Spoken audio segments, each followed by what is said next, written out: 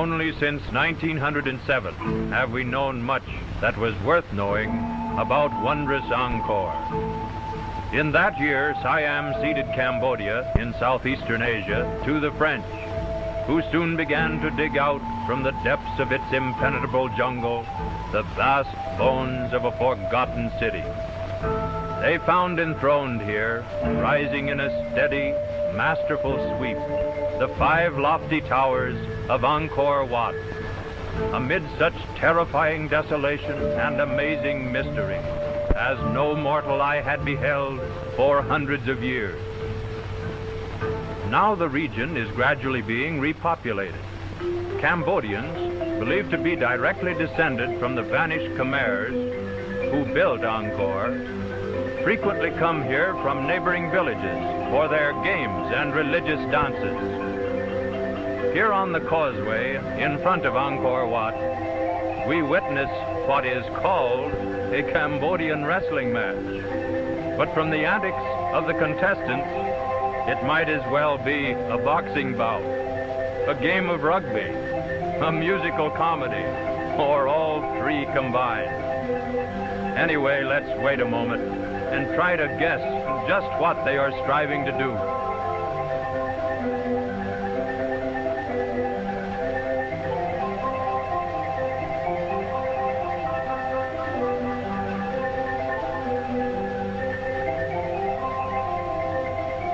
Angkor Wat, when constructed in the 12th century, was dedicated to Vishnu, a Hindu deity. But about the time it was abandoned, Buddhism gained the upper hand. Consequently, Cambodian Buddhist priests have established a colony within the temple area and now hold occasional religious festivals here. Angkor Wat reminds me of the tale of the mystery ship found deserted on a calm sea, with all sails set, a fire burning in the galley, and a table laid for luncheon. Not a soul was aboard, nor was there a hint of what had happened. That is Angkor Wat. It is no ruin. In its beauty and state of preservation, it is unrivaled. The roofs still turn the reins. The walls are as solid as when Khmer masons fitted them, without binder or cement. The carvings on the galleries are intact, though the mighty artist, the Michelangelo of the Orient, who conceived the plans and watched the creation of this wondrous fane, is unknown.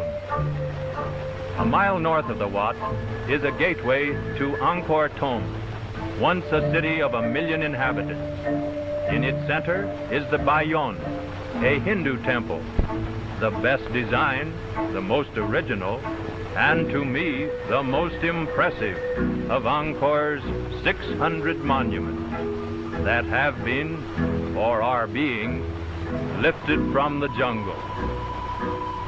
Descriptions and pictures can convey only a very faint notion of Angkor's bewildering greatness and marvelous beauty. Bas-reliefs cover the vast walls of the Bayon's galleries, depicting Cambodian life in the 10th century. These are Khmer soldiers.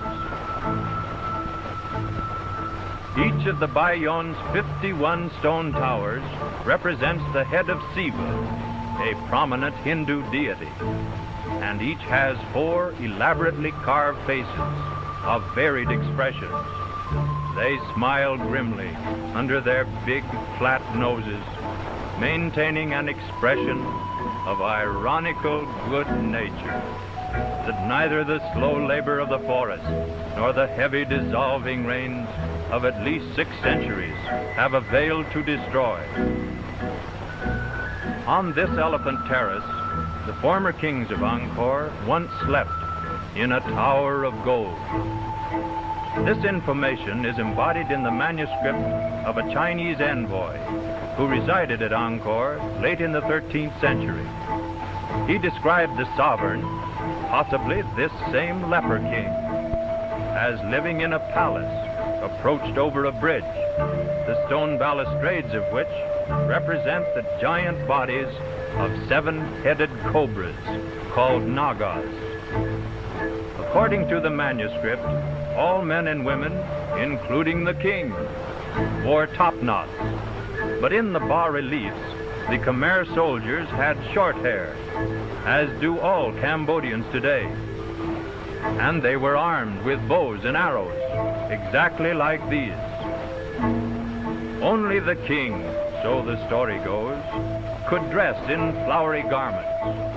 About his neck he wore 3 pounds of large pearls, and on his wrists, ankles, and fingers were precious cat's eyes. Like this lad, he went barefooted, and the soles of his feet and the palms of his hands were dyed a deep crimson. When he appeared in public, he stood upright on an elephant and bore aloft a sword of gold. Indeed, his was a rich and powerful state. But that mighty nation, its people, and its capital vanished from the face of the earth at the beginning of the 15th century.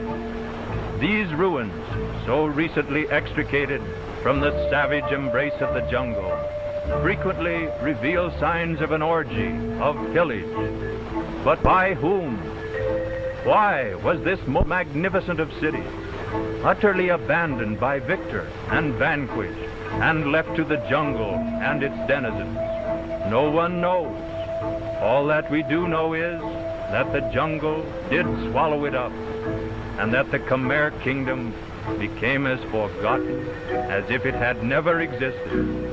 Amazing, impossible, and preposterous as this seems, yet these mighty ruins are here, silent, indisputable testimony of a sumptuousness and a glory that must have been the wonder of that world, even as they are of ours today. Let us return, as everyone does, to the causeway in front of Angkor Wat. We have heard of its ghosts and can scarcely believe our eyes.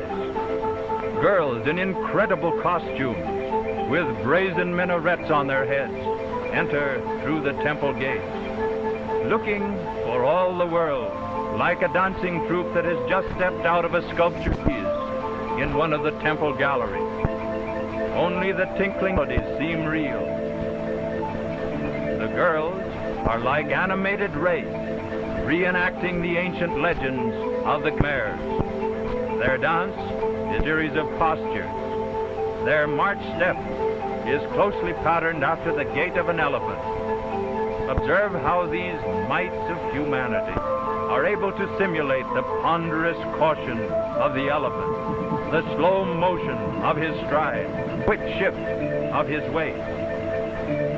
But their chief skill is in their hand movements, fingers curving back from the palm until they almost touch the wrist. And here is another frieze, please.